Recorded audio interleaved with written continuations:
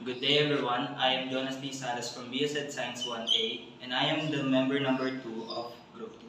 And today I'm going to show you how to solve organic redox reactions. So let's start first with the objectives. For the cognitive, we are going to identify the substances undergoing oxidation and reduction in a given redox equation by determining oxidation numbers and tracing electron transfer. For the affective, we are going to demonstrate a willingness to engage in step-by-step analytical problem solving when balancing redox reactions. And finally, for the psychomotor, we are going to construct half reactions using correct chemical notation to clearly show balanced atoms, charges, and electron flow. We are going to use this reaction as an example. So, by combining ethanol with dichromate and hydrogen as an acidic medium, the products are going to be acetic acid, chromium ion, and water. So I'm going to show you how to apply redox reaction in order to balance this reaction. So the first step is we are going to assign the oxidation states. So in this step, titingnan natin kung ano-ano yung mga elements na na-oxidize and na-reduce. And paano natin malalaman yun? By looking at how their oxidation numbers have changed. So, kanina tayo magpo-focus. So, magpo-focus tayo dito kay carbon and kay chromium. Both sides. So, in this compound which is ethanol, hindi na natin papakailangan ito. Why? Because itong hydrogen, meron siyang charge na +3. Kasi +1 yung charge ni hydrogen, so meron siyang tatlo dito. Ito times lang siya magiging +3. And according to my research, itong carbon na to, -3 na siya. So mag-i-even out na yung oxidation number niya. So itong si carbon, titingnan natin yung oxidation number niya from the reactant side. So itong si hydrogen, +1 na siya.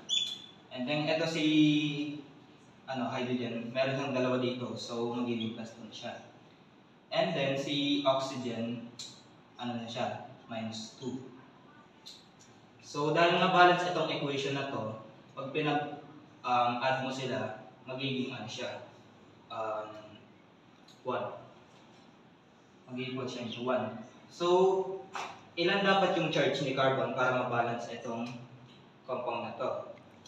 So, magiging siya, -1.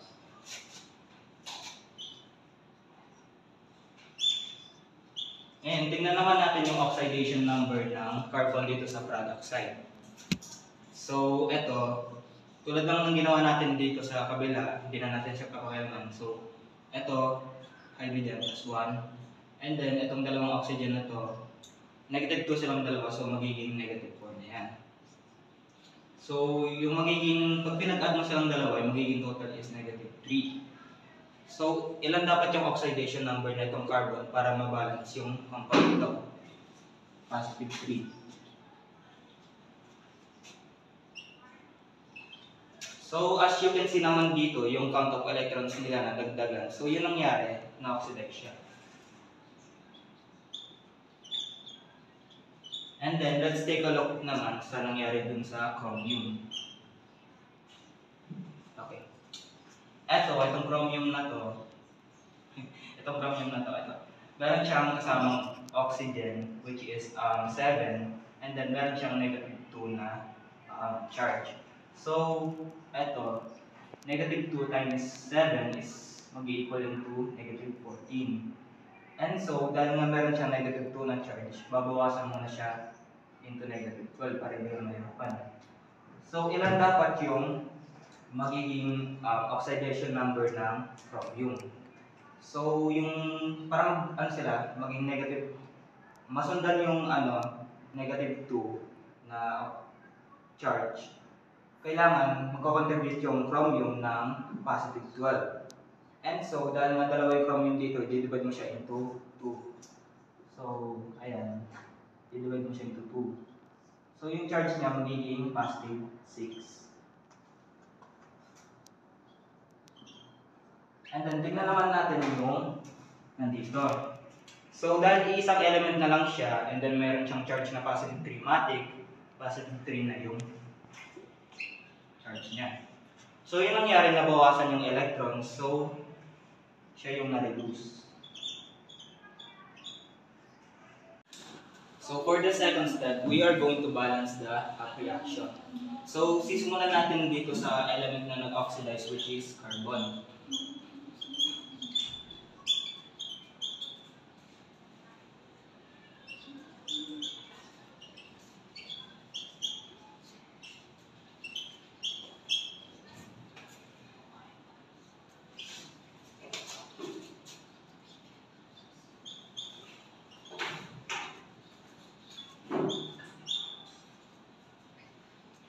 Okay. So, dahil ngayon babalance natin siya, titingnan natin on both sides kung pantay-pantay ba yung number of elements nila. So, starting with C.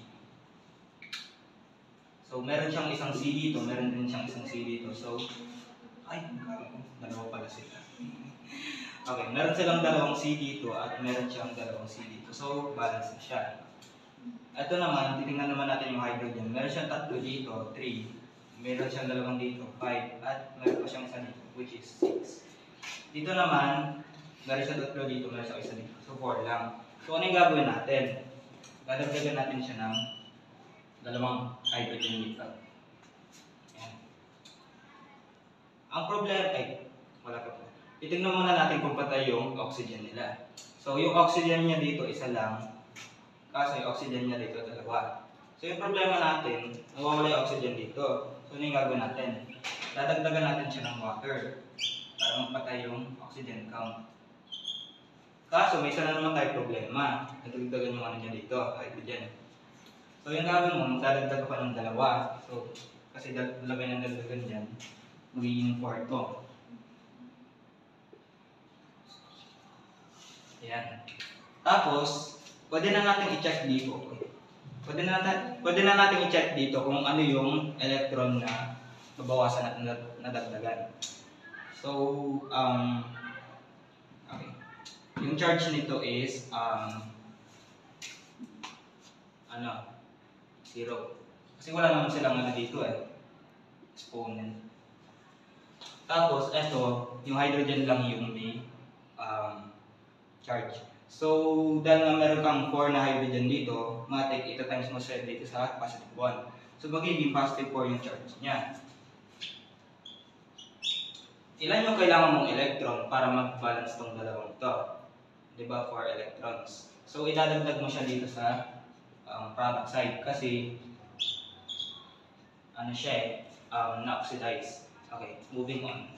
Dito naman sa reduction.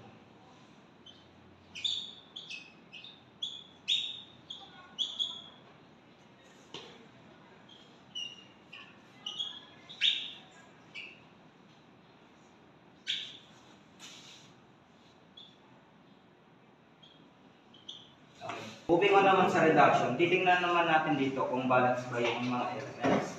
So, dito sa side na to, sa reactant side, meron dalawang chromium. Kaso, isa lang yung meron dito. So, dadagdagan natin siya, gagawin natin siyang so, balance na yung chromium natin. Eto, meron siyang 7 oxygen dito sa reactant side. Dito, wala. So, ano yung ginawa natin? Tulad ng ginawa natin dito, nagdagdag tayo ng water para ma-balance out yung oxygen. So, ito rin yung gagawin natin dito. Ilang water yung kailangan natin? Kung gaano karami yung oxygen na meron dito. So, that's magiging 7H2O. Kaso, meron pa tayong kulang. Walang hydrogen dito sa side na to.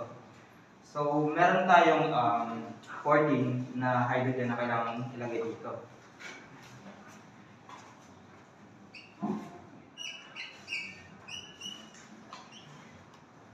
Okay. Ngayon, titingnan naman natin kung ilan yung electrons na kailangan natin idagdag sa reactant side. So, meron tayong charge dito na negative 2 and then meron tayong 14 dito. Kasi nga, 14 times positive 1 is equals to positive 14. So, 14 minus 2, meron tayong count ng positive 12. And then, dito naman, since ito lang naman yung may charge, matik positive. Ito lang yung may charge. And so, dahil dalawa lang yung from dito, matik, itatalis mo na siya dito. So, magiging positive 6 to. So, ilan yung electrons getting from this? Yung kailangan natin. Kailangan natin ng 6. And since na-reduce siya, ilalagay mo siya sa reactant side.